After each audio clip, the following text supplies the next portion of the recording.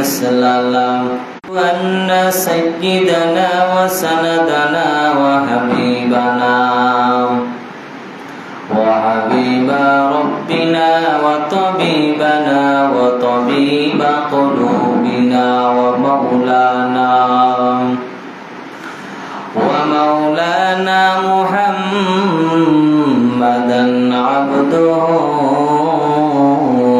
ورسوله الذي أرسله بالحق بصيرا ونذيرا وداعيا إلى الله بإذنه وسراجا منيرا اللهم صل على محمد النبي الأمي وعلى آله وسلم وبعد فأعوذ بالله من الشيطان الرجيم بسم الله الرحمن الرحيم ولا تقربوا الفواحش ما ظهر منها وما بطن ولا تقتلوا النفس التي حرم الله إلا بالحق ذلكم وصاكم به لعلكم تعقلون وقال النبي صلى الله عليه وآله وسلم من يأخذ عني هؤلاء الكلمات فيعمل بهن أو يعلم من يعمل بهن فقال أبو هريرة رضي الله تعالى عنه فقلت أنا يا رسول الله فأخذ بيدي فعد خمسا أو كما قال النبي عليه الصلاة والسلام আল্লাহ পাকের দরবারে লাখো কোটি শুকর ও সুজুদ যে মহান আল্লাহ রাব্বুল আলামিন আমাদেরকে পবিত্র জুমার দিনে এসে কিছু কুরআন এবং হাদিসের কথা বলার জন্য এবং শুনবার জন্য তৌফিক দিয়েছেন। এজন্য আমরা অন্তরের অন্তঃস্থল থেকে শুকরিয়া আদায় করি আলহামদুলিল্লাহ। সম্মানিত উপস্থিতি, আজকে আমার আলোচ্য বিষয় হলো পাপ বিষয়ে কিছু জরুরি কথা। বলেন আলোচ্য বিষয়টার নাম কি বলেন? পাপ বিষয়ে কিছু জরুরি কথা। ইনশাআল্লাহ তাআলা এই বিষয়ে আমি আপনাদের সামনে গুরুত্বপূর্ণ কিছু আলোচনা করব। আজকে আমি যে কয়টা শাখা নিয়ে আলোচনা করব, শাখা হলো 10টা। বলেন কয়টা? 1 নাম্বার পাপ ছেড়ে দেওয়া। 1 নাম্বার কি? 2 নাম্বার পাপের নিকটবর্তীও হওয়া যাবে না। 3 নাম্বার যদি পাপ ছেড়ে দাও, কবিরা গুনাহ বর্জন করলে সগীরা গুনাহ কি হয়ে যায়? মাফ হয়ে যায়। মাইক ঘের ঘের করতেছে আজকে। 4 নাম্বার গুনাহ থেকে বেঁচে থাকায় আবেদ হওয়ার শ্রেষ্ঠ উপায়। 5 নাম্বার পাপ ছেড়ে দেওয়ায় মুমিনের বড় আনন্দ। 6 নাম্বার 5 নাম্বার কি? পাপ ছেড়ে দেওয়ায় মুমিনের বড় আনন্দ। 6 নাম্বার পাপ ছেড়ে দেওয়ার মতো সমকক্ষ আর কোনো আমল হতে পারে না। 7 নাম্বার আল্লাহর নিষিদ্ধ বিষয়গুলো থেকে বেঁচে থাকার চাইতে শ্রেষ্ঠ কোনো ইবাদত এবং ইবাদতকারী নেই। 8 নাম্বার গুনাহ ছাড়তেই হবে, গুনাহ ত্যাগ করা ছাড়া আল্লাহর ওলি হওয়া যাবে না। 9 নাম্বার পাপের কথা প্রকাশ না করে আল্লাহর কাছে লজ্জিত হওয়া চাই। 10 নাম্বার যে কোনো পাপকে পাহাড়ের মতো মনে করতে হবে। তাহলে কয়টার সাথে আলোচনা করবো বলেন? 10 নাম্বার। আসলে আজকে আমাদের পাপ যে পরিমাণ হচ্ছে সেই পরিমাণ আমল আমাদের দ্বারা হয় না। এক কথা বুঝাইতে গেলে যেই পরিমাণ আমাদের দ্বারা ব্যয় হচ্ছে সেই পরিমাণ সংসারে আয় হচ্ছে না। এটাই তো, মানে যেই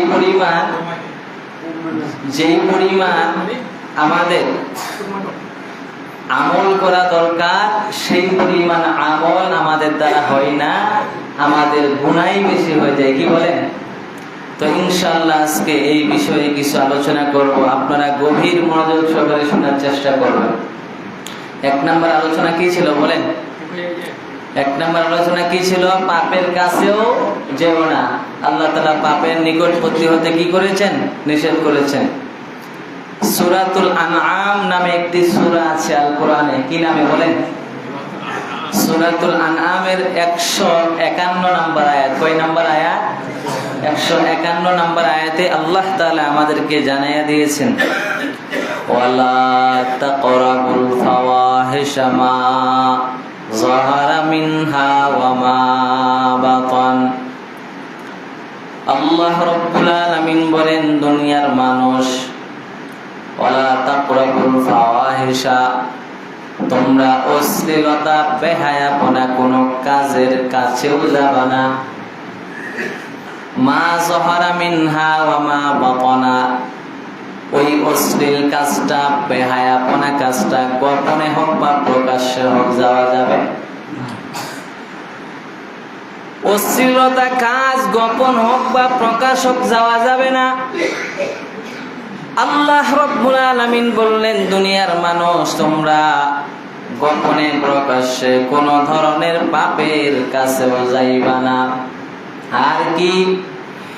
ওয়াতাকতুলুন নাফসাল্লাতী হারামাল্লাহু ইল্লা বিল হক।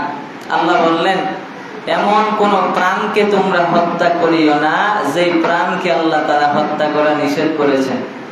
কোন মানুষকে হত্যা করা যাবে ইল্লা বিল হককে, কিন্তু আল্লাহ যেখানে অনুমতি দিয়েছেন জিহাদের ময়দানে, সেখানে হত্যা করা যাবে। সেই জিহাদের ময়দান ব্যতীত আর কোন জায়গায় হত্যা করলে এটা পাপ হবে, গুনার কাজ হবে। এজন্য রব্বুল আলামিন বললেন, ওয়ালা তাকতুলুন নাফসাল্লাতী হারামাল্লাহু ইল্লা বিল হক। কোন প্রাণকে হত্যা করা যাবে না, যেই প্রাণকে হত্যা করা নিষেধ করেছেন কে? ইল্লা বিল হক। কিন্তু জিহাদের ময়দানে শত্রুর মোকাবেলায় সেখানে যদি লাশের মিছিল দিয়া দেন, সেখানে সওয়াব হবে। যালিকুম ওয়াসাকুম বিহি লাআল্লাকুম তাকিলুন। এটা আল্লাহর পক্ষ থেকে আদেশ। আল্লাহ রাব্বুল আলামিন তোমাদেরকে আদেশ করেছেন, কখনো খারাপ কাজের কাছে যাওয়া যাবে না, বেহায়াপনা অশ্লীল কামে যাওয়া যাবে না। আজকে দুনিয়ার মানুষের পিত নাই, কি নাই? একবার তওবা করে আল্লাহ আর গুনাহ করব না, মুরগির মতো তওবা। মুরগি যখন সকালবেলা উঠার পর যখন মানুষের পায়খানা খায়, ময়লা কোনো কিছু খায়, খাওয়ার পর মাথাটা নাড়া দেয় কি দেয় না? মুরগি বুঝাইতে চাই, আজকে গু খাইলাম আর ভবিষ্যতে খাবো না, তওবা করছি। আবার সকাল হতে দেরি, মুরগি আবার মানুষের পায়খানা খাইতে দেরি করে না। আজ মানুষ এতই বেহায়া হয়ে গেছে, এতই লম্পট হয়ে গেছে, আজকে গুনাহ করে একটু করে আবার তওবা করে, আল্লাহ আর জীবনে গুনাহ করব না। রাত্র যখন গভীর হয়ে যায়, বান্দা আবার তাস খেলতে চলে যায়, কি যায় না? আবার বান্দা তাস খেলতে চলে যায়, জুয়ার আড্ডায় চলে যায়। তাহলে মানুষের তওবা আর মুরগির তওবা মিলে গেল। মানুষ আর মুরগির মধ্যে কোনো পার্থক্য নাই। মানুষ যেমন বেহায়া হয়ে গেছে, মুরগি বেহায়া হয়ে গেছে। মুরগি আর মানুষের পার্থক্য থাকা দরকার ছিল কি ছিল না? আজকে মানুষ বেহায়াপনা হয়ে গেছে, অশ্লীল বেহায়াপনায় নাচ গান সিনেমা।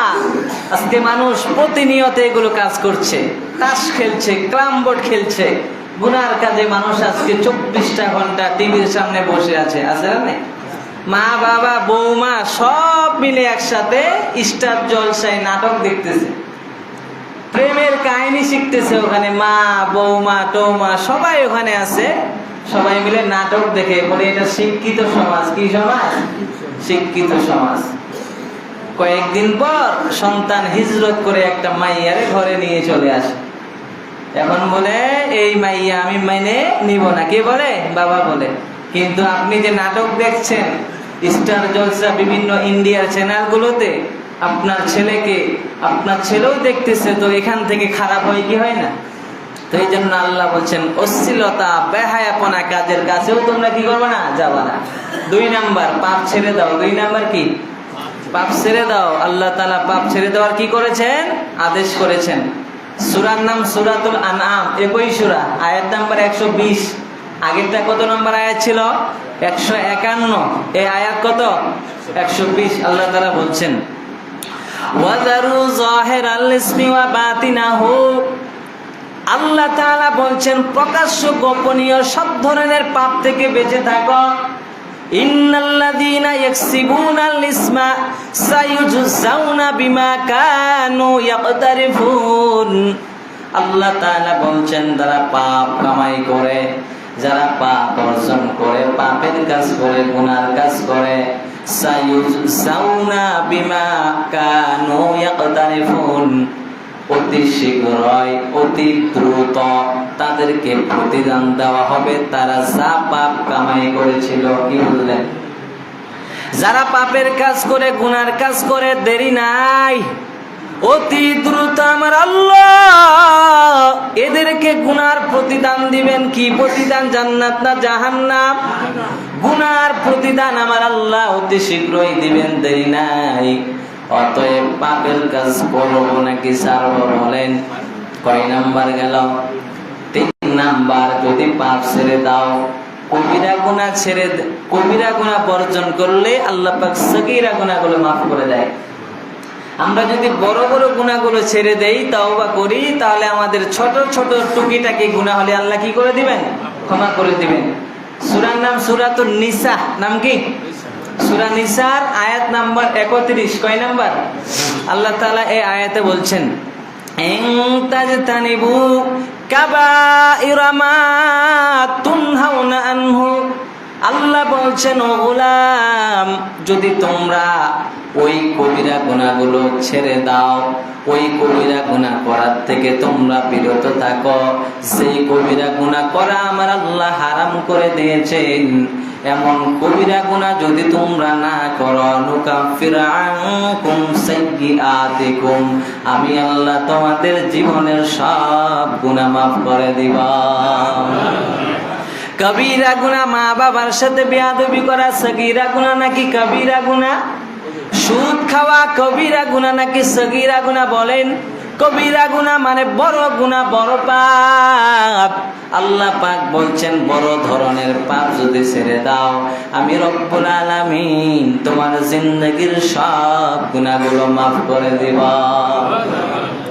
শুধু তাই নয়, আল্লাহ বলছেন ওয়া নুদখিলকুম মুদখালান কারীমা, আমি আল্লাহ এই কাজ করার কারণে তোমাদেরকে এমন জায়গায় আমি আল্লাহ প্রবেশ করাবো, যেই জায়গাটা অত্যন্ত দামি এবং সম্মানিত, জান্নাত।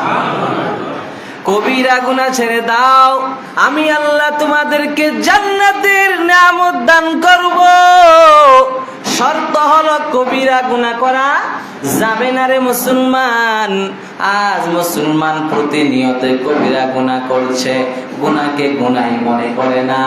দৈনন্দিন মানুষ কত গুনাহ করে, গুনার যে একটা গুনাহ করলে যে মানুষ অনুতপ্ত হয়, এই অনুতপ্ত মানুষের হৃদয়ে নাই। ঠিক কিনা? আমরা যে গুনাহ করি, গুনাহ করে যদি আমাদের অন্তরে ঘৃণা আসে, তাহলে আমরা প্রকৃত মুমিন। গুনাহ করার পরে যদি আমার অন্তরে ঘৃণা না আসে, আমি প্রকৃত মুমিন হতে পারবো না। ঘৃণা আসতে হবে। যারা গুনাহ করেন বা গুনাহ হয়ে যায় আমাদের দ্বারা, আমার অন্তর যদি ঘৃণিত হয় যে আহা কেন এই কাজটা করলাম, এটা তো গুনার কাজ, এরকম যদি অনুতপ্ত আপনার আমার হৃদয়টা হয়, তাহলে বুঝবেন যে আল্লাহ পাক আমাকে পছন্দ করেছেন, কবুল করেছেন, বিদায় আমার দ্বারা ঘৃণিত হয়েছে এই কাজটা। আর যদি গুনাহ করি, কি হয়েছে হয়েছে, আবার গুনাহ করি, তাহলে বুঝতে হবে আমার পিত নাই, কি নাই, ফিতনায়। কয় নাম্বার আলোচনা গেল বলেন?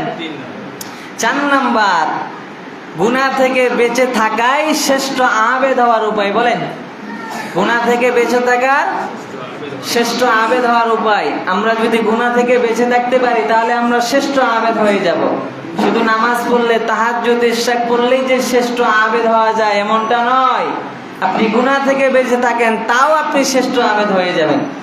কিতাবের নাম জামিউত তিরমিজি। নাম কি বলেন? জামিউত তিরমিজির 2305 নাম্বার হাদিস। কয় নাম্বার? 2305 নাম্বার। এই হাদিসের রাবি যিনি, সেই সাহাবীর নাম আবু হুরায়রা। নাম কি বলেন?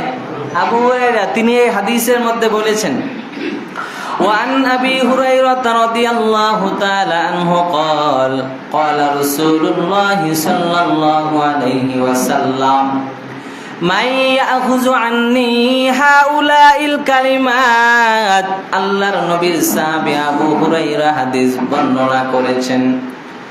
আল্লাহর নবী রাহমাতাল লিল আলামিন জানায় দেয়, মান ইয়াখুযু আন্নী হাউলাইল কালিমাত। এমন কোন সাহাবী আছো নাকি যেই সাহাবী আমার থেকে এই কথাগুলো নিবে, আমার এই উপদেশগুলো গ্রহণ করার মতো কোন সাহাবী আছো নি? কেমন? মাইয়াখুযু আন্নি হাউলাইল কালিমাত ফায়ামালু বিহিন্না। আমার থেকে উপদেশ গ্রহণ করিয়া আবার সেই মোতাবেক আমল করবে, এমন সাহাবী এখানে আছনি? আমিও বলতে চাই, আমি যে হাদিসটা নবীজির থেকে বলবো, এখানে এমন কোন মানুষ আছেন যে শুনে আমল করবেন? আছেন? আমল করার চেষ্টা করবেন তো ইনশাআল্লাহ। নবীজির সাহাবী আবু হুরায়রাকে নবীজি বললেন, ও সাহাবা একরাম, মাইয়াখুযু আন্নি হাউলাইল কালিমাত ফায়ামালু বিহিন্না। এখানে এমন কোন সাহাবী আছো নাকি আমার উপদেশ নিয়ে সেই মোতাবেক আমল করবা? এমন কোন সাহাবী আছো? ফাকালা আবু হুরায়রা রাদিয়াল্লাহু তাআলা আনহু, আনা ইয়া রাসূলুল্লাহ। এখানে আরেকটা কথা ছুটা গেল, আউ ইউআল্লিমু মাইয়া আমালু বিহিন্না। আমার থেকে হাদিস নিয়ে তোমরা আমল করবা, তোমরা আবার হাদিস বর্ণনা করিয়া যার থেকে হাদিস বর্ণনা করবা তারাও আমল করবে। এবার আবু হুরায়রা বললেন, আনা ইয়া রাসূলুল্লাহ, আমি আছি, আমাকে বলতে পারেন। আবু হুরায়রা বলেন, ফাখাযা বিয়াদি ফাআতা খামসান। আমার নবী আমার হাতটা ধরিয়া আমাকে 5টা বিষয়ে নসিহত করলেন। কয়টা বিষয়? আমার নবী আমার হাতটা ধরিয়া 5টা নসিহত করলেন। নবী বললেন, আবু হুরায়রা, এই 5টা জিনিসের নসিহত করে গেলাম, আমল করবা, আবার অন্য কাউকে তুমি শিখাইবা, সেও যেন আমল করে। 1 নাম্বার, ওয়াকালা ইত্তাকিল মাহারিমা তাকুন আবাদান নাস। ও আবু হুরায়রা, হারাম কাজ থেকে নিজেকে বাঁচায় রাখো, হারাম কাজ করবা না, হারাম কাজ কবিরা গুনাহ কাজ তুমি করবা না, তাহলে মানুষদের মধ্যে সবচাইতে বড় আবেদ হয়ে যাইবা। 1 নাম্বার কাজ, হারাম কাজ করবা না। নবী বললেন, হারাম কাজ যদি ছেড়ে দাও সমস্ত মানুষের চাইতে শ্রেষ্ঠ আবেদ হয়ে যাবা, ইবাদত গুজার হয়ে যাইবা। সুবহানাল্লাহ পড়েন না? সবচাইতে বড় যদি আবেদ হতে চাও, সবচাইতে বড় আবেদ হওয়ার ঔষধ হলো হারাম কাজ থেকে নিজেকে বাঁচানো লাগবে। হারাম কাজ করবেন, নামাজও পড়বেন, লাভ নাই। হারাম কাজ ছাড়তে হবে, তাহলে ইবাদত কবুল করবেন কে? ও আবু হুরায়রা, হারাম কাজ করবা না। 2 নাম্বার, ওয়ারদা বিমা কসামাল্লাহু লাকা তাকুন আগনান নাস। ভালো করে শুনবেন। 2 নাম্বার, আল্লাহ তোমার রিজিকে যা কিছু নির্ধারিত করেছেন সেই জিনিসের উপরে সন্তুষ্ট হয়ে যাও। আল্লাহ তোমার রিজিকে যা রাখছেন, যতটুকু রাখছেন, তুমি সন্তুষ্ট হয়ে যাও, তাহলে কি হবে? তোমাকে আল্লাহ পাক মানুষদের ভিতরে সর্বাপেক্ষা বানায় দিবে। তুমি বেনিয়াজ হয়ে যাইবা, আল্লাহ তোমার কাছে, তোমাকে কারো কাছে হাত পাতাবে না। তোমার রিজিকে যতটুকু আল্লাহ রাখছেন তুমি শুকরিয়া আদায় করো। আজ তো মানুষের হালাত, আল্লাহ যা দিছেন আরো চাই আরো চাই। বলছিলাম না, বনি আদমকে যদি স্বর্ণের একটি পাহাড় দেওয়া হয়, ওই স্বর্ণের পাহাড়কে বনি আদম কিভাবে দুইটা বানাবে সেই চিন্তা করবে। আবার দুইটা স্বর্ণের পাহাড় দিলে সেটাকে তিনটা। একটু সহজ করে বলি, বনি আদম যদি 1 কোটি টাকার মালিক হয়, সেই টাকাকে 2 কোটি টাকা কিভাবে বানাবে সেই চিন্তা করবে।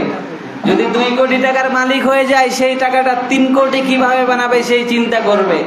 অথচ একটি স্বর্ণের পাহাড় 4-14 গোষ্ঠী খেয়েও শেষ করা সম্ভব নয়। তারপরেও বনি আদমের ভিতরে হেরস বা লোভ আছে না নাই? এজন্য এত লোভ করা যাবে না। আল্লাহ তোমার রিজিকে যা রাখছেন সেখানেই শুকরিয়া আদায় করো। কেউ ডাল ভাত খেয়ে দিন কাটাই, আলহামদুলিল্লাহ, আল্লাহ তো খাওয়াইতেছে।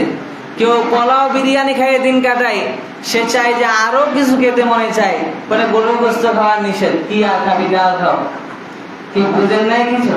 কোটি টাকার মালিক আলু ভর্তা ডাল দিয়ে ভাত খায়, ওর কপালে গরুর গোস্ত নেই। হ্যাঁ, এত টাকার মালিক হয়ে লাভ কি? গরুর গোস্তই যদি খেতে না পারেন, তো সবকিছুর মালিক কে বলেন? আল্লাহ। তাহলে ওয়ারদা বিমা কাসামাল্লাহু লাকা তাকুন আগনান নাস। তোমার রিজিকে যতটুকু আল্লাহ তোমার জন্য ফয়সালা করেছেন, নির্দ্বিধায় তুমি কি করে নাও? মেনে নাও, বা এর উপরে তুমি খুশি হয়ে যাও। তাহলে আল্লাহ পাক তোমাকে কারোর কাছে কি করবে না? হাত পাতাবে না। কয় নাম্বার গেল? 2 নাম্বার নসিহত। আমল করবেন তো ইনশাআল্লাহ। 3 নাম্বার, ওয়া আহসিন ইলা জারিকা তাকুন মুমিনা।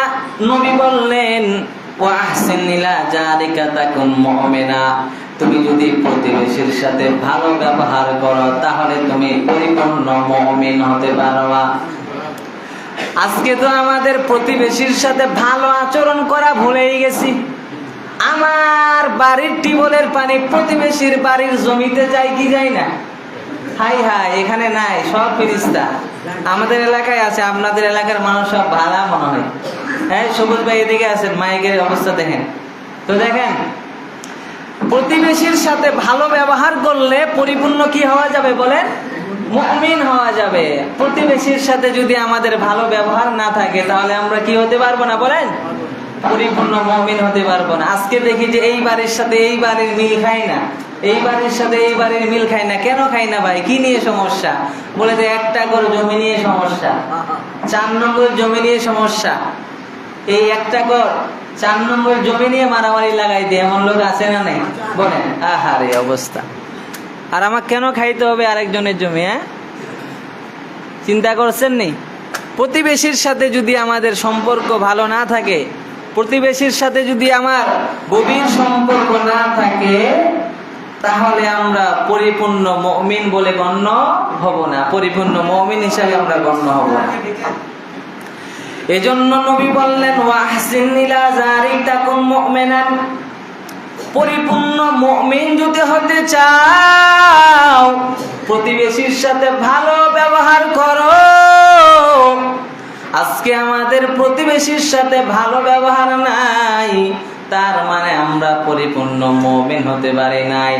আর পরিপূর্ণ মুমিন হইয়া যদি না হইয়া যদি কবরে যাও, কবর জান্নাতের বাগান হবে নাকি জাহান্নামের গর্ত হবে? এরে নবীর উম্মতের দল। 4 নাম্বার, নবী বললেন, ওয়া আহিব্বালিন নাসি মা তুহিব্বু লিনাফসিকা তাকুন মুসলিমান। পরিপূর্ণ মুসলমান যদি হতে চাও, নিজের জন্য যেই জিনিসটা পছন্দ করবা, অন্যের জন্য সেই জিনিসটা পছন্দ করো। নিজে খাও গরুর গোস্ত দিয়া ভাত, আর একটা ভিক্ষুক সারাদিন ভিক্ষা করে তোমার দুয়ারে দুপুর বেলা হাজির। এখন তোমার মনে চাইছে ভিক্ষুকরে একটু খাবার দেই, গরুর গোস্তটা রেখে দিয়ে আলু ভাজি ডাল দিয়ে খাবার দিয়ে দিলা। পরিপূর্ণ মুসলমান হতে পারলা না। কি বুঝলেন? পরিপূর্ণ মুসলমান হতে চাইলে নিজের জন্য যা পছন্দ করো, অন্যের জন্য তাই পছন্দ করো।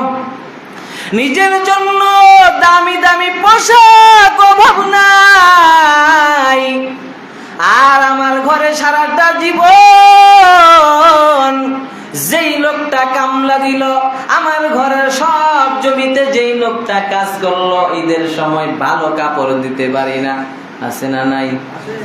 পারিশ্রমিকটা পর্যন্ত টাইম মতো দিতে পারি না। গরিব মানুষ সারাদিন কামলা খাটার পর সন্ধ্যাবেলায় যখন ঘরে হাজির, বিবি ডাক দিয়া কয়, স্বামী আমার ঘরের মধ্যে কোনো খাবার নাই, সন্তানদের কোনো খাবার নাই।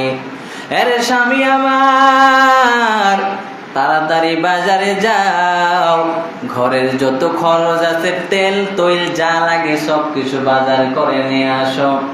এবার স্বামীর মনে টেনশন, এমন একটা কৃষকের কাজ করলাম, আজকে টাকা দিবে কিনা সেটাই বড় টেনশন। অথচ নবী বলেন, শ্রমিকের ঘাম শুকানোর পূর্বে বেতন দিয়ে দাও। এগুলো আমল করার খবর নাই। এখন মাইক টনটন না, এই লোক পিছনে থাকে শুক্রবার খালি, এখন কথা বলতে মজা লাগতেছে, এতক্ষণ খালি ঘ্যার ঘ্যার ঘ্যার ঘ্যার কি আওয়াজ করে। হ্যাঁ, আচ্ছা, তো নবী বললেন যে ঘাম শুকার আগেই শ্রমিকের বেতন দাও। আজকে মালিকের অবস্থা, একটু এক্সট্রা কাজ করে যাও, এক্সট্রা বেতন নেই, 500 হাজিরা 500 দেয়, অথচ এক্সট্রা 4টা বাজে ছুটি, 5টা বাজে আসিও বা 4:30টায় আসো, 50 টাকা 100 টাকা গরিব মানুষকে বাড়াই দিবে, এটা শিখে নেই। 500 দিচ্ছে, মনে করছে তো এটাই আমি বিরাট, এটাই দিয়ে বলতেছি। হ্যাঁ, চিন্তা করছেন? সহানুভূতি হন, জালেম হয়েন না, গরিব মানুষের উপর সহৃদয়বান হয়ে যান। থাক না গরিব মানুষ, সাদকা হিসাবেও তো দিতে পারেন। আপনার সম্পদের জাকাত আছে, মনে মনে নিয়ত করেন যে জাকাতের দিলাম, সে তো খেতে পারবে। গরিব মানুষ জাকাতের টাকা খেতে পারবে না? আপনি বড়লোক মানুষ, আপনি তো জানেন যে এটা আমার জাকাতের টাকা, আচ্ছা আমার শ্রমিককেই দিই, তার উপকারটা হোক। এটা তো আমরা শিখি নেই, এটা শিখা দরকার। শ্রমিকের ঘাম শুকার পূর্বে তার পারিশ্রমিক দিয়ে দাও। ঘুরায়ও না, কালকে দিব পরশু দিব, ঘুরাবা না। সে শ্রমিক মানে সে গরিব, আপনার ঘরে কেন কাজ করতে যাবে? সে গরিব বলেই তো আপনার ঘরে কাজ করতে যায়, তাই না? তো তাকে আপনি কেন ঘোরাচ্ছেন? এই জন্য নবী বলছেন, পরিপূর্ণ মুসলমান যদি হতে চাও, নিজের জন্য যা পছন্দ করবা, তোমার শ্রমিকের জন্য তাই পছন্দ করো। ঈদের সময় আসছে, ঈদ বোনাস দিয়ে দাও, কি সমস্যা? আপনি জাকাতের থেকে আপনার লাখ টাকা জাকাত আছে, 2000 দিয়ে দেন, 5000 দিয়ে দেন, সমস্যা কোথায়? এগুলো শিখি নাই আমরা। বিভিন্ন চাকরি বাকরি যারা করেন সবার ঈদ বোনাস আছে, শুধু ঈদ বোনাস নাই মসজিদের ইমামের, আর ঈদ বোনাস নাই গরিব মানুষের। কথা বলে ঠিক কি? কথাটা কি খারাপ লাগলো? ঈদ বোনাস এদের নেই কেন? এদের সংসার তো নেই, ছেলে মেয়ে কেউ না, ইয়েতিম। এরা আল্লাহ পাক পাঠাইছিল ঈসা নবীর মতো গায়েবী ভাবে, এরা গায়েবী ভাবে আসছে দুনিয়াতে, চলতেছে, কোনো টেনশন নেই। তো এগুলো চিন্তা আমাদের করতে হবে কিনা? আমাদের যারা আমরা বিত্তবান, আমাদের যাদের সম্পদ আছে, আমরা এগুলো চিন্তা করব। যারা প্রতিদিন কামলা খাটাচ্ছেন, মনে মনে তাকে কিছু বাড়াই দেন, 50 টাকা বাড়াই দিবেন, আপনার কাজ করার জন্য সে পাগল হয়ে যাবে যে না আমি তার বাড়িতে যাব। তো সমস্যা আপনার কথাই।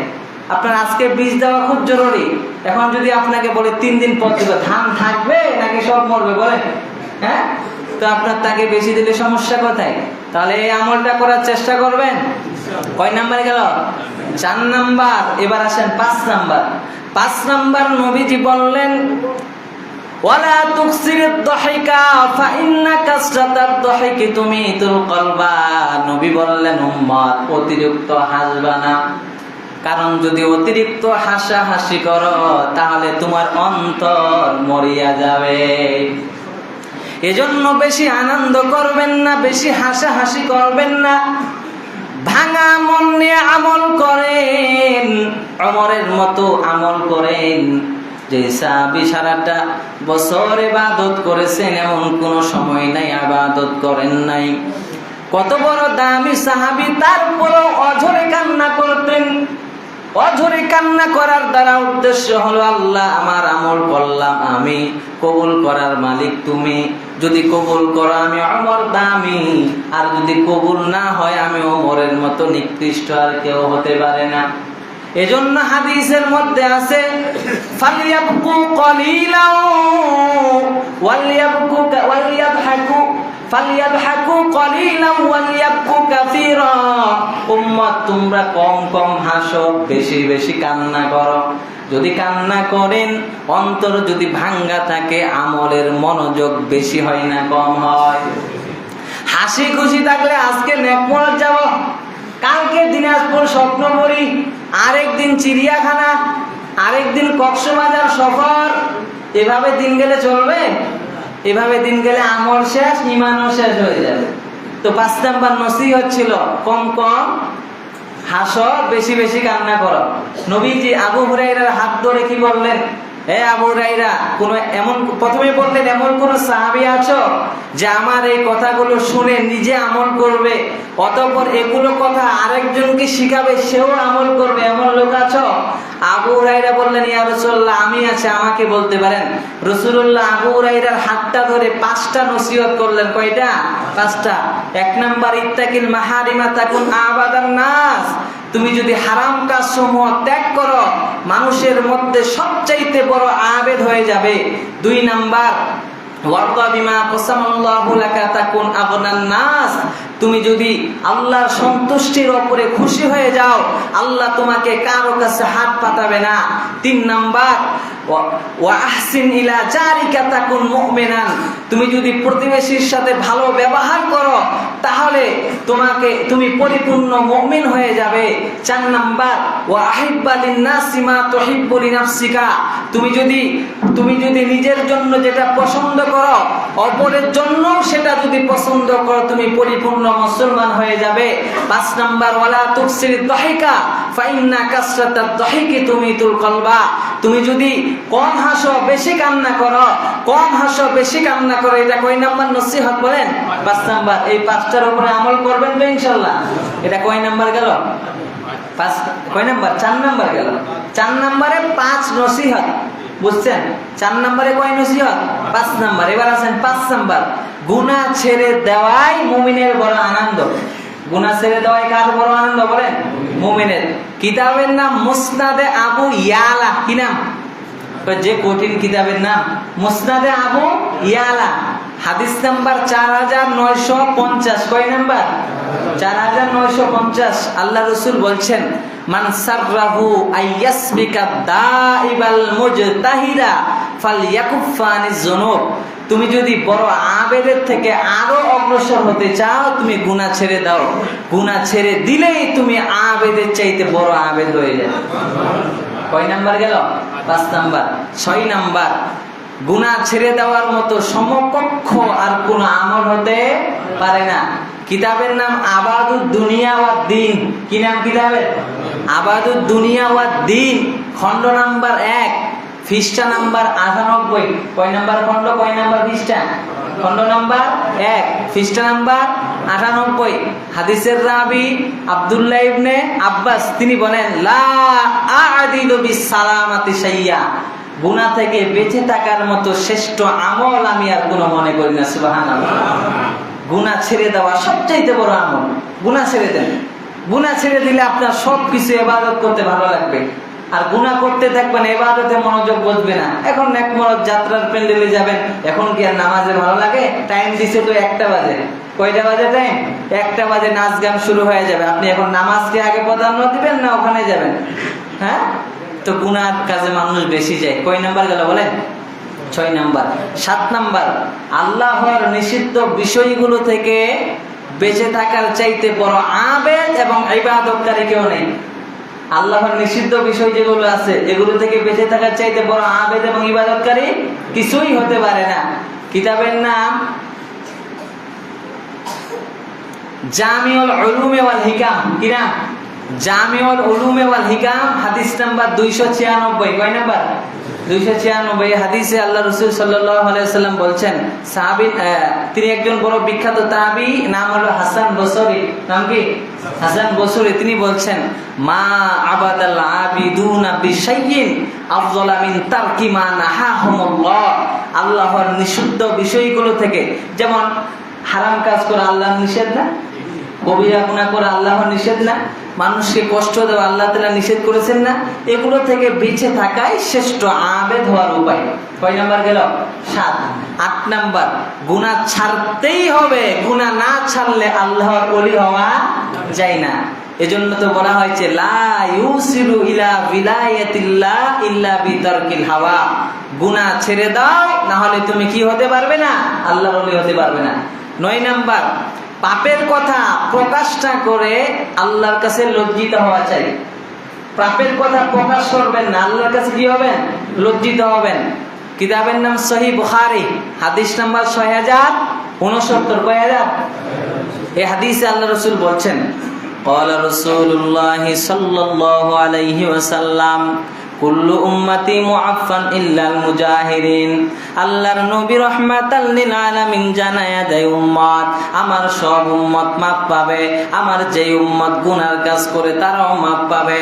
আমার যেই উম্মত সগীরা গুনাহ করছে তারাও মাপ পাবে। আমার সব উম্মত মাপ পাবে ইল্লাল মুজাহিরিন। কিন্তু যারা গুনার কথা, পাপের কথা মানুষের কাছে বলে বেড়ায় তারা মাপ পাবে না। নবী বললেন, আমার সব উম্মতকে আল্লাহ ক্ষমা করবেন, কিন্তু এমন একদল উম্মত আছে যে উম্মত রাতের বেলা গুনাহ করে সকাল বেলা মানুষকে বলে দেয়, এই উম্মত আমি আল্লাহর কাছে কি পাবে না? বলে ক্ষমা পাবে না। রাসূল বলছেন, কুল্লু উম্মতি মুআফফান ইল্লাল মুজাহিরিন ওয়া ইন্না মিনাল মাজানাতি আইয়া আমালার রাজুলু বিল্লাইলি আমালান। এটা তো বড় অন্যায় কাজ। বান্দা রাতের বেলা গুনার কাজ করলো, ওয়া কদ সাতারাহুল্লাহ, আর আমার আল্লাহ তো রহমান, আমার আল্লাহ তো রহিম। রাতের বেলা বান্দা গুনাহ করছেন, ঢেকে রেখেছেন আমার আল্লাহ, দুনিয়ার কারো কাছে প্রকাশ হতে দেয় নাই। বান্দা গুনাহ করছো তুমি, আর ঢেকে রাখছেন কে? বলো। গুনাহ করছো তুমি, ঢেকে রাখছেন আমার আল্লাহ। সুম্মা ইউসবাহা, বান্দা যখন সকাল হয়ে গেল, ফায়াকুল ইয়া ফুলানো আমিলতুল বারিহাতা কাদা ওয়া কাদা।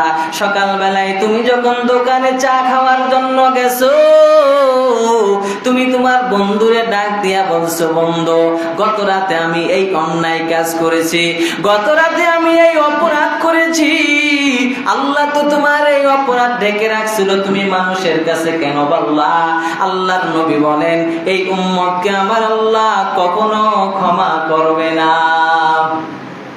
এরে নবীর উম্মতের দল, গুনাহ যদি হয়ে যায় গোপন রাখবেন, কোন মানুষকে বলবেন না, কারণ যদি তাকে বলেন সে আরেকজনকে বলবে। এভাবে বলতে বলতে সমাজের চোখে তুমি ঘৃণিত হয়ে যাবে। আর আল্লাহ বলেন, আমার বান্দা তো সবাই আমার মাহবুব, আমার প্রিয় বান্দা। আমি আল্লাহ গুনাহগার বান্দাকেও কোরআনে গুনাহগার বলে সাব্যস্ত করি নাই। আমি আল্লাহ যারা জালেম, দুনিয়াতে আমার দেওয়া মাছ, আমার দেওয়া গোশত, আমার দেওয়া সবজি, আমার দেওয়া হাজারো নিয়ামত খাইছেন, বান্দা এরপরও নামাজ পড়ে না, রোজা রাখে না, হজ পালন করে না, তারপরও আমি আল্লাহ এদেরকে পানির অভাবে মারি নাই, খাবারের অভাবে মারি নাই, সমাজে কারো কাছে অপমানিত হতে দেই নাই। কারণ বান্দা আমার বানাইছি আমি মাওলা বিরব, আমি আল্লাহ আমার বান্দারে বড় আদর করিয়া বানাইছি। আল্লাহ বলেন, কুল ইয়া ইবাদিয়াল্লাযীনা আসরাফু আলা আনফুসিহিম লা তাকনাতু মির রাহমাতিল্লাহ। এ আমার আদরের বান্দা বান্দিরা, যারা গুনাহ করিয়া নিজের নফসের উপরে জুলুম করেছ, লা তাকনাতু মির রাহমাতিল্লাহ, আল্লাহর রহমত থেকে নিরাশ হবা না, আল্লাহর রহমত থেকে হতাশ হবা না। এই যে আল্লাহ বললেন, যারা গুনার কারণে নিজের নফসের উপরে জুলুম করেছো, আল্লাহ চাইলে ডাইরেক্ট বলতে পারেন, ও গুনাহগারের দল, গুনাহ তো জীবনে কম করো নাই, এখন হইল তওবা কর, আমার রহমত থেকে নিরাশ হয় না। আল্লাহ গুনাহগার না বলিয়া ইয়া ইবাদি, ও আমার আদরের বান্দা বলে আমার আল্লাহ যেই জাতিকে ইবাদি বলে ঘোষণা করলেন, যেই জাতিকে আমার আল্লাহ বান্দা বলে অব্যাহত দিলেন, এই বান্দা যদি মানুষের কাছে গুনার কথা বলে বেড়ায়, মানায়নি? কথা বলেন না কেন? যেই বান্দা হাজারো অপরাধ, অন্যায়, গুনার কাজ করে, তারপরও তো আল্লাহ বলছেন কুল ইয়া ইবাদিয়াল্লাযীনা আসরাফু আলা আনফুসিহিম লা তাকনাতু মির রাহমাতিল্লাহ। হে আমার বান্দারা, যারা গুনাহ করেছো, এখন আমার রহমত থেকে নিরাশ হওয়ার দরকার নাই। আমি আল্লাহ দরজা খুলে আয় তাওবা কর, মাফ করতে দেরি করব। এখানে তো আল্লাহ ডাইরেক্ট বলতে পারতেন, এই গুনাহগার, গুনাহ তো কম করো নাই, আয় এখন তওবা কর, কিন্তু আল্লাহ গুনাহগার বলেন নাই। তো আপনি আমি মানুষকে গুনাহগার বলার কি দরকার ভাই? কেউ নামাজ পড়ে না, আমরা বলে এই জীবনটা ধ্বংস করে দিলে, গুনাহ করতে করতে গুনাহগার, জালেম। তোর মতো জালেম নাই, গুনাহগার, পাপিষ্ঠ, তুই নিকৃষ্ট মানুষ সমাজের। এভাবে বলার দরকার আছে? তাকে আহ্বান করেন, ভাই নামাজ পড়েন। আল্লাহ তাআলা তো নামাজ পড়ার কথা বলেছেন। এই যে তাবলীগী বয়ান, বুঝেন তো, এই বয়ান করতে হবে। কাউকে গুনাহগার বলার অধিকার আল্লাহ আমাদের দেয় নাই। কয় নাম্বার গেল? এই কথা বলেই আজকের আলোচ্য বিষয় শেষ করব। 2-4 মিনিট সময় হবে তো ইনশাল্লাহ। 10 নম্বর আলোচনা, যে কোনো পাপকে পাহাড়ের মতো মনে করতে হবে। কথা বুঝতে পারলেন? যে কোনো একটা ছোটখাটো পাপও যদি করি, তাহলে মনে করবেন যে পাহাড় সমান গুনাহ আমার উপরে চাপিয়ে দেওয়া হয়েছে। যে কোনো পাপকে কিসের মতো মনে করতে হবে? পাহাড়ের মতো। কিতাবের নাম সহিহ বুখারী, হাদিস নাম্বার 6308। কয় নাম্বার?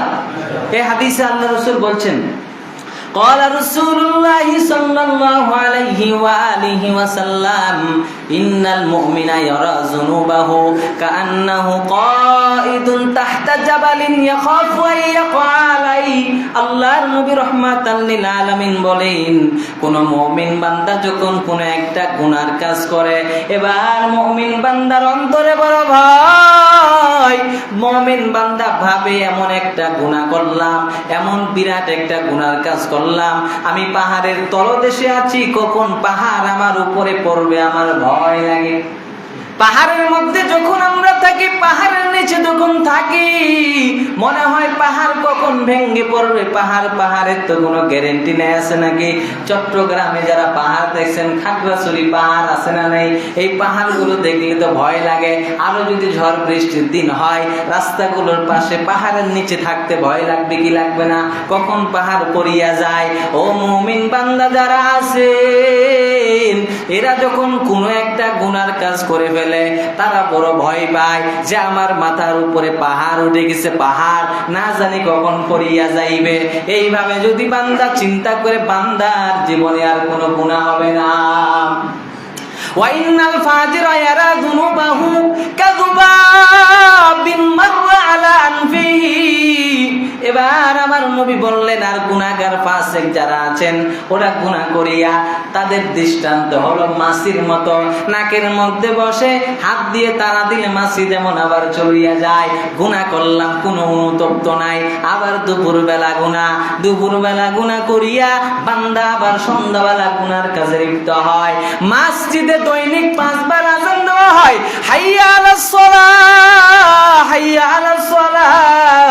এ বান্দা নামাজের দিকে আসো। মানুষের কোনো মনোযোগ নাই, কোনো ব্যস্ততাও নাই, গাছের নিচে বসে আছে, মোবাইলে পাবজি গেম খেলে। এমন যুবক আছে না নাই? এরে যুবক, মরণের সময় বলা যায় না রে বাবা। কত যুবক গাড়ির নিচে পড়িয়া মারা গেল রে বাবা, কত যুবক ক্যান্সারের রোগ হইয়া মারা গেল। তুমি যে চিরদিন বাঁচবা কোনো গ্যারান্টি নাই। ও বাবা, মরতে হবে, আজকে হোক কালকে হোক, কবরে যেতে হবে রে বাবা। দুনিয়াতে যদি তুমি গভীর একটা জঙ্গলে সাপ দেখলে বড় ভয় পাও, মারার মতো কোনো লাঠি যদি না থাকে তোমার চতুর্দিকে, যদি 2টা গহমা সাপ পড়ে নাকি, 2টা বড় বড় সাপ যদি তোমাকে কামড় দেওয়ার জন্য রেডি, তোমার হাতে লাঠি নাই, এমতো অবস্থায় তুমি কি করবা? এই তো হরিপুরে 2-4 দিন আগের ঘটনা। এক যুবক ধানের খেতে ঘাস ছিলার জন্য গেছে, এমতো অবস্থায় একটা সাপ কামড় দিল। বান্দা ভাবছে মনে হয় ইঁদুরের কামড় খাইছে। এভাবে 1 ঘন্টা 1.5 ঘন্টা যাওয়ার পর আল্লাহর বান্দার শরীর যখন ক্লান্ত হয়ে গেল, আল্লাহর বান্দার ব্যথা যখন বেড়ে গেল, আল্লাহর বান্দা এমন সময় মেডিকেলে যাওয়ার পথে আল্লাহর বান্দার ইন্তেকাল হয়ে গেল। আল্লাহর বান্দা জানেও না আমার মরণের ঘন্টা আজকে বেজে যাবে, জানেও না। রাতের বেলা যখন ঘুমাও, সকাল বেলা আমি জাগ্রত পাবো কিনা আমি তো জানি না, কারণ ঘুমটা তো অর্ধেক মওত। আমি যখন ঘুমাইয়া যাই কিছু বলতে পারি না, আমার মরণ হয়ে যায়। আল্লাহ যদি আমার রূহটা ফেরত দেয় দুনিয়াতে কথা বলতে পারবো, আর যদি আমার আল্লাহ রূহটা ফেরত না দেয় আমিও তো দুনিয়ার থেকে চলে যাব। আমি যাওয়ার পর যেই বাবা যেই মা আমার এত আদর করেন, কালকে সেই মা বাবা বলবে লাশ হয়ে গেল। কেউ বাস কাটার জন্য বাজারে চলিয়া যাবে, কেউ কবর খনন করার জন্য কবরে চলে যাবে। যেই মানুষটাকে সম্মানের সাথে আলহাজ অমুক বলে সম্বোধন করা হয়, যেই মানুষটাকে চৌধুরী বলে সম্বোধন করা হয়, কালকে মাইকিনে এলান করবে আজকে অমুকের লাশ। এর দুনিয়ার ইমানদার, দুনিয়াতে এত নাম কামাইলা, এত সম্মান কামাইলা, আজকে তোমার নামটা যদি লাশের খাতায় পড়িয়া যায়, ও বান্দা তোমার আর করার কিছু থাকবে না। এবার তোমার দাফনের অপেক্ষা। মসজিদের মুয়াজ্জিন বলবেন ইমাম সাহেব জানাজার নামাজটা পড়াইয়া দেন, দাফন করে দেন। জানাজার নামাজ পড়িয়া যখন দাফন কাফন করিয়া যখন চলে আসবে রে বাবা, কবরে ফেরেশতা আসবে, নাম হলো মুনকার আর নেকির। মুনকার আর নেকির ফেরেশতা আসা বলবেন মান রব্বুক, রবের পরিচয় দাও। ওমান দীনুক, ইসলামের পরিচয় দাও, ধর্মের পরিচয় দাও। ওমান নাবিয়ুক, তোমার নবীর পরিচয় দাও। বান্দা তো জীবনে নেক কাজ করে নাই, সারাদিন গুনার কাজ করছে, পাবজি খেলছে, তাস খেলছে, জুয়ার আড্ডায় বসেছে। বান্দা তো কোনোদিন নামাজে যায় নাই, বান্দা তো কোনোদিন মসজিদে যায় নাই। এবার বান্দা বলবে হা হা রাত্রি, আমি তো কিছুই জানি না, কিছুই জানি না। এবার আল্লাহর পক্ষ থেকে ওয়াদার, এ ফেরেশতারা আমার এই বান্দার কবরে জাহান্নামের বিছানা বিছাইয়া দাও, বান্দার কবরটা সংকীর্ণ বানায়া দাও। কবরের দুই পাশের মাটি এমন জোরে চাপ মারবে, এক পাশের হাড় অপর পাশে ঢুকে যাবে। বলেন নাউজুবিল্লাহ। এইভাবে যদি ইমানদার মানুষ হয়, সব সময় আল্লাহওয়ালা বুজুর্গ আলেমদের সাথে যদি সম্পর্ক হয়, উলামা একরামের সাথে যদি গভীর সম্পর্ক হয়, 5 ওয়াক্ত নামাজ পড়ে, আরো ফোন দিয়ে বলে হুজুর এই মাসালাটা জানতে চাই, আমি তো এই ব্যবসার সাথে জড়িত, আমার ব্যবসাটা হালাল নাকি হারাম, একটু মাসালা দিয়া দেন। হুজুর আমি তো এই দোকানদারি করি, আমি দোকানদারি করতে করতে আমার পাশের দোকানে যেই মালটা নাই, এমন সময় যদি এই মালের প্রয়োজনে আমার দোকানে আসে, আরো অতিরিক্ত 10 টাকা লাভ বাড়ায় দেই। হুজুর এই ব্যবসাটা জায়েজ হবে না? নাই। হুজুর ফতিয়া দিলে এটা সিন্ডিকেট ব্যবসা, কখনো জায়েজ হবে না। এক দোকানে পেঁয়াজের অভাব নাই, 2-4 বস্তা পেঁয়াজ, এক দোকানে 5 কেজি, এক দোকানদার বিক্রি করতেছে 150 টাকা, এক দোকানে 200 টাকা, এটা সিন্ডিকেট ব্যবসা। একই মাল যদি দোকানে পাওয়া না যায়, বাজারে পাওয়া না যায়, আপনার কাছে যদি স্টক থাকে, আপনি যদি দাম বাড়ায় দেন, এটা সিন্ডিকেট ব্যবসা। আর সিন্ডিকেট ব্যবসা মানে হারাম ব্যবসা। বুঝেন কিছু? আপনার দোকানে একটা জিনিস আছে, পুরা বাজারে সেই জিনিসটা নাই, আপনি ইচ্ছা করে দাম বাড়াই দিলেন কেন ভাই? আপনি তো নির্ধারিত অংশে একটা লাভ করছেন, কথা বুঝতেছেন আমার? আপনি তো নির্ধারিত একটা অংশ লাভ করছেন, তারপরে কেন আপনি দামটা বাড়াইয়া দিলেন? সিন্ডিকেট না? আর যদি আপনি সিন্ডিকেট ব্যবসা করে, এটা হালাল না হারাম? হারাম। তো এটাই বলার ছিল আজকের আলোচ্য বিষয়। যারা ইমানদার তারা গুনাহটাকে পাহাড়ের মতো মনে করবে। একটু যদি গুনাহ হয়ে যায় আরাম পাবে না, এটা পাহাড় মাথার উপরে, কখন ভাঙে পড়বে আমার কোনো গ্যারান্টি নেই। আর যারা বেহায়া, যাদের কোনো হিতাহিত জ্ঞান নাই, ওরা গুনাহ করলে মাসির মতো মনে করবে, নাকে বসলে উড়াই চলে যাবে, কোনো মনেই করবে না ওরা। কথা বুঝাইতে পারলাম? তাহলে পাপ বিষয়ে কয় বছর আলোচনা করবো বলেন? 5 বছর। কয় বছর?